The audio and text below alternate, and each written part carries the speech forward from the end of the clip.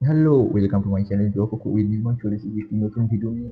আর আজকের ভিডিওটি একটি খুব আকর্ষণীয় ভিডিও। থাম্বনেল দেখে নিশ্চয়ই বুঝতে পেরে গেছেন যে আজকের ভিডিওতে যা যা আমি বলবো সেগুলো দেখে জাস্ট আপনারা অবাক হয়ে যাবেন। আপনারা ভাবতেই পারবেন না যে এই আসন থেকে এত রকম উপকার পাওয়া যায়।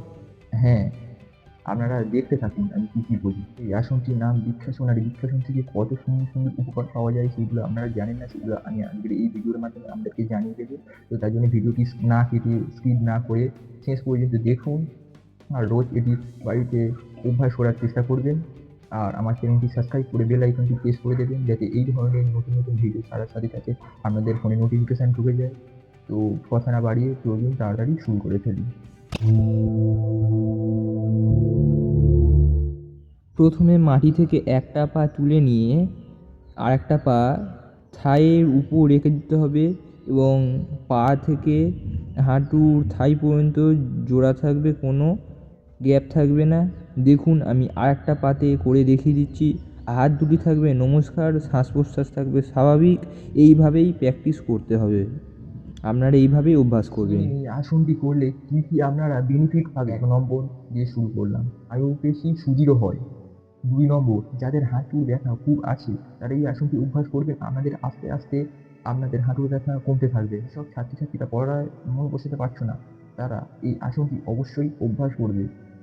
আর এমনি যাদের বয়স অনেক, আপনারা অফিসে কাজ করেন যারা, তারা এই আসনটি অভ্যাস করবেন। কারণ এই আসনটি অভ্যাস করলে আপনাদের অফিসে কাজে মন বসবে, যে কোনো কাজে মন বসবে, আপনাদের মানসিক আলাদা একটা শান্তি পাবেন এই আসনটি করলে। এই আসনটি কতক্ষণ করবেন? এই আসনটি বেশিক্ষণ করবেন না। এই আসনটি খুব জোর 30 থেকে 40 সেকেন্ড পর্যন্ত এই আসনটি অভ্যাস করবেন এবং দুটি পায়ে অভ্যাস করবেন। কি বললাম? 30 থেকে 40 সেকেন্ড পর্যন্ত এটি অভ্যাস করবেন, বেশি করবেন না। একটা পায়ে কোনোদিন করবেন না, একটা পায়ে করে আরেকটা পায়েও করবে, অপোজিটটাও করবে সকল সময়। ঠিক আছে? অপোজিটটাও সকল সময় করবেন। যাদের পা কাঁপে এই আসনটি অবশ্যই করবেন, কারণ এই আসনটি করলে আপনাদের পা কাঁপা আস্তে আস্তে বন্ধ হয়ে যাবে।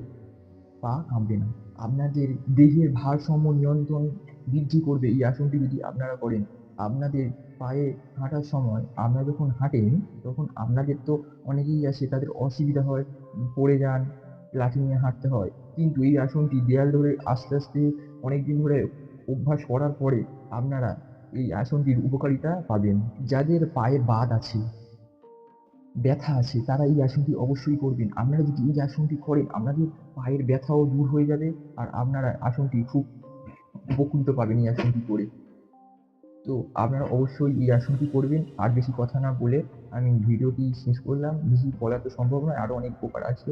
আপনাদের যদি ভিডিওটি ভালো লেগে থাকে তাহলে আপনারা একটা লাইক করবেন। লাইক করলে মোটিভেট হই, ভিডিও করার আগ্রহ বাড়ে, এবং কমেন্টে লিখে জানাবেন যে আপনাদের ভিডিওটি কেমন লেগেছে। শেষ পর্যন্ত দেখার জন্য ধন্যবাদ। আজকের মতো এই পর্যন্ত। নমস্কার।